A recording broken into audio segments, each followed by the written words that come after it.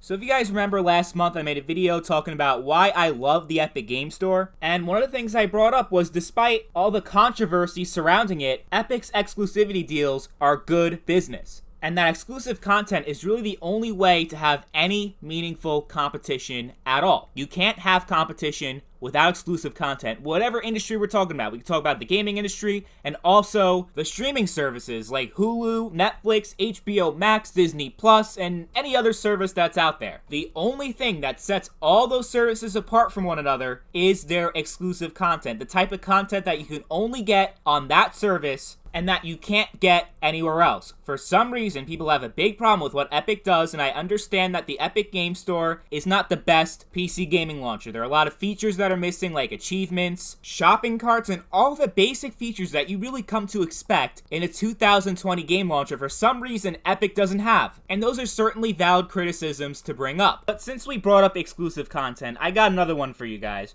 I think people who beg for exclusive games to come to their platform, I think that's a huge sense of entitlement. I think people who do that have no basic conception of the real world, of basic economics, of just how the world functions. I said earlier, the example of Netflix, if Netflix didn't have exclusive content, then there would be no point in subscribing to it. But you don't see people begging for Netflix to put the Tiger King on Disney Plus. You just don't see that in any other industry. But for some reason, members of the gaming community feel that greater sense of entitlement and are begging Sony, Microsoft, Nintendo, whoever, to put games on PC or Xbox or whatever, even though those games would not be possible without Sony or Nintendo giving the developers the resources in order to make the game. So, if the game was not exclusive, it would not have existed in the first place. A good example is Bayonetta 3, which is going to be a Nintendo Switch exclusive. But the fact of the matter is that if it weren't for Nintendo funding the game for Platinum Games,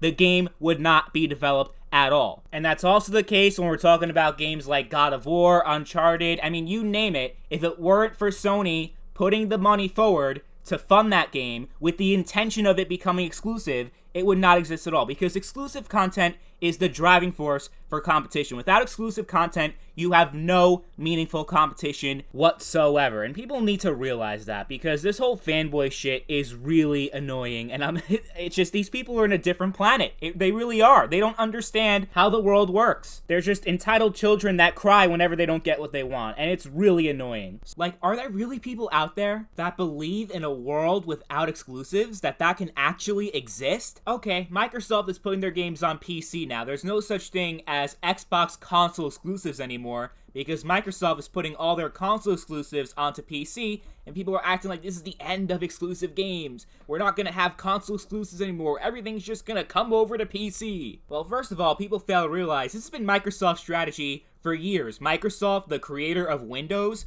actually wants to expand their share of the Windows gaming market. What a surprise. Hey, you guys remember Games for Windows Live? That was a thing like 10, 11 years ago, and it failed, but that's just proof that Microsoft has been planning something like this for a while. And as far as PlayStation goes, oh yeah, they put Horizon Zero Dawn on PC, and people are saying this is the start of all PlayStation games coming to PC. Well, that's never gonna happen unless you plan on using shitty streaming services like PlayStation Now to play your games. Because I guess that technically counts as PlayStation games being playable on PC, but you have to use a streaming service in order to do that. And the streaming market's a whole different ballgame. Obviously, streaming services are never locked to specific devices, so yeah, obviously you could play PlayStation Now games on PC, but you have to stream. You can't actually own the game on PC. At least when we're talking about The Last of Us and the other PlayStation Now games. Horizon Zero Dawn will get a full PC release, but if you actually think that there's going to be a time when Sony's going to release all their exclusives day one on PC, you really are living in a fantasy world. Sony has absolutely nothing to benefit from doing something like that. It is not good business, so they're not going to do it. It's simple as that. Why do you think console manufacturers sell their console at a loss? It's because they want to make all that money from the PlayStation Store and from you buying games specifically on that platform. That's why Sony was so hesitant for a long time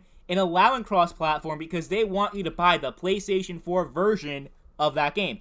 And yeah, sure, eventually Sony caved when it came to cross-platform, but they will never cave on exclusive games because that is their bread and butter. That is the thing that attracts people to the PlayStation platform. So without that incentive, the PlayStation would be irrelevant. There would be no reason to buy a PlayStation console, and there would be no reason to have more than one console on the market if there was no competition. Because like I said, without exclusive content, if the PlayStation Xbox got the same games and there was no differences at all, then why would there need to be two consoles? It kind of goes back to what I mentioned in a previous video talking about the potential of Halo Infinite coming to PlayStation 5, and yeah, it's never going to come to PlayStation 5. That was the point of the video. A lot of people seem to miss the point. Bunch of triggered Xbox fanboys, but it's a good thing to bring up because if exclusive content really doesn't matter, and that's what we've been hearing from Xbox fanboys, that it doesn't matter that their games are coming to PC because exclusive content is irrelevant, if that is true, then first of all, why'd the PlayStation blow the Xbox One out of the water? Like, if that's actually true, why did the PlayStation completely decimate the Xbox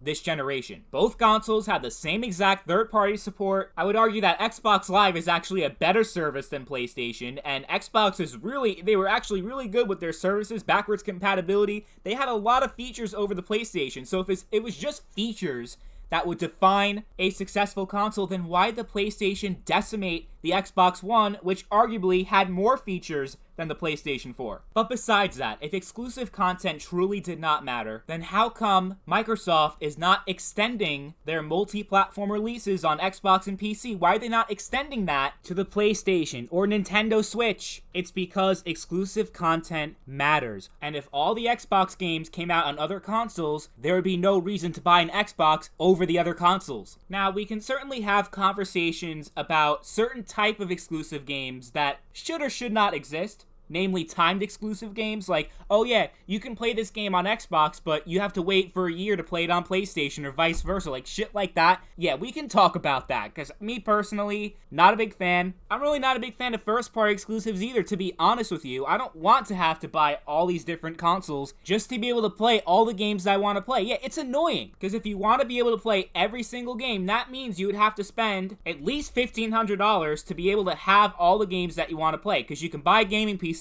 and get the Xbox exclusive, so you don't need to also buy an Xbox, but then a PlayStation and also a Nintendo Switch. Yeah, that's a lot of money. And I understand why people are frustrated about that, but it's the way the world works. It's the way things have to work. And I tried to explain that in that debate I had a couple years ago with Bullet Barry about the importance of exclusive games, and I just couldn't get through with that guy. And a lot of people were shitting on me, saying that I'm an awful person, I'm a console peasant and all this shit. Like, dude, I love PC gaming. I'm a PC gamer first and foremost. I don't even plan on buying a PS5 or a Series X or whatever the hell, because to me, consoles are irrelevant, but I'm not gonna cry and complain like a little child begging Sony to put their games on PC, because not only is it not productive, it's just not realistic. It's never going to happen, and it shouldn't happen, really. This whole idea of not having any exclusives, it's one of those things that sounds great on paper, like, oh yeah, who wouldn't want to be able to play every game that they could possibly play on one platform and not have to buy multiple devices in order to play all the games you want to play?